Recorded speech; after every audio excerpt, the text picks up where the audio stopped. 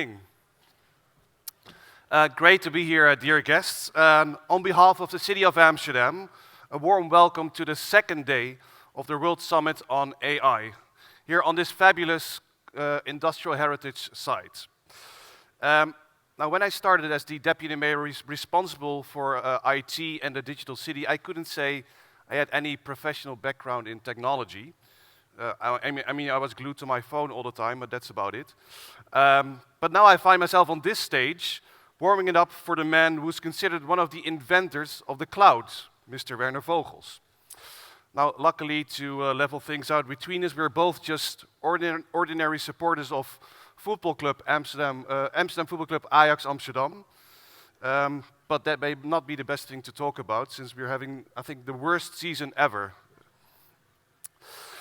So for those of you who haven't been to Amsterdam before, let me give you a very short introduction. Not on things to see or things to do, or not even on the history of our city, but on its identity.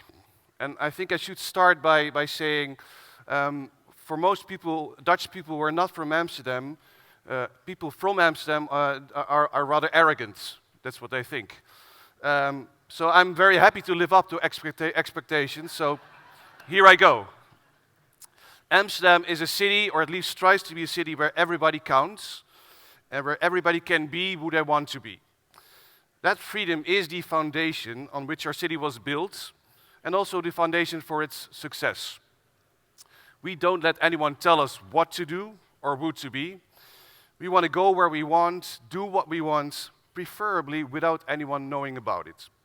We just want to make our own choices and to live by them. Now, nowadays, our city is growing fast and changing fast, and now more than ever, we realize that with freedom comes responsibility. The responsibility to make sure that people of our city can all benefit from our city's success. So that requires setting boundaries, because your freedom affects my freedom.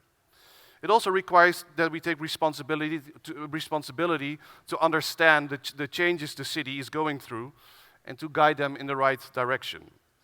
And for that, we need knowledge and creativity, especially when it comes to technology. It's important to see technology for what it can be, a driving force behind progress, not just economic progress, but also progress in the quality of life for all citizens. So we can use technology to make us healthier, wealthier, and happier. So therefore, we need to make the most of what technology has to offer. But perhaps even more importantly, we need to understand it.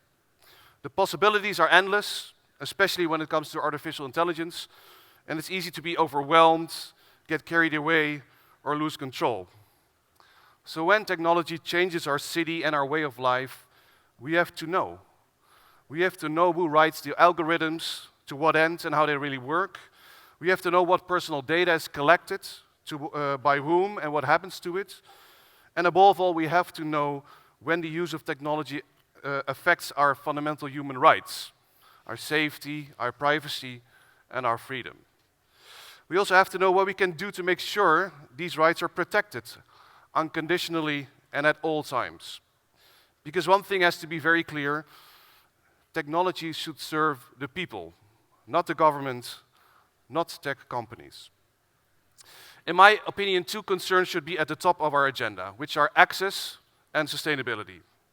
Access is, as you all know, a challenge, because technology sometimes excludes certain groups of people because they cannot afford technology, because it's too complicated for them, or because unconscious bias creeps into that technology.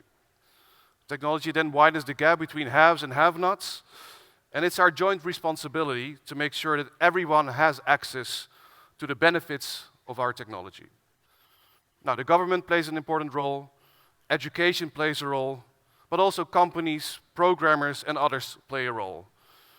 As you know, a lot of algorithms are trained with data that is not representing society as a whole, and that should concern all of us. We also need to stimulate sustainability. The footprint of technology in energy and materials is growing rapidly. And yes, the cloud is everywhere, but the cloud is also burning up a lot of fossil fuels. So in our design, our innovation, and regulations, we need to take this into account. It is our duty to be aware of our footprint all the time and to design and deploy technology as sustainable as possible. Dear guests, technology can create a divide and threaten our fundamental human rights, but it can also bring people together and improve our life. And it's really up to us to decide where it's going. I hope you'll have a pleasant and inspiring second day of the summit, full of refreshing insights that help all of us to make AI working for the people, not against them, and strengthens humanity and not weakens it, and it helps us all to have a better, more sustainable and healthier life. Now, my fellow Ajaxiet Werner Vogels once said, "Everything fails all the time, so let us learn from all our failures today and in the years to come, so we will not fail in making AI work for all of us." Thank you very much.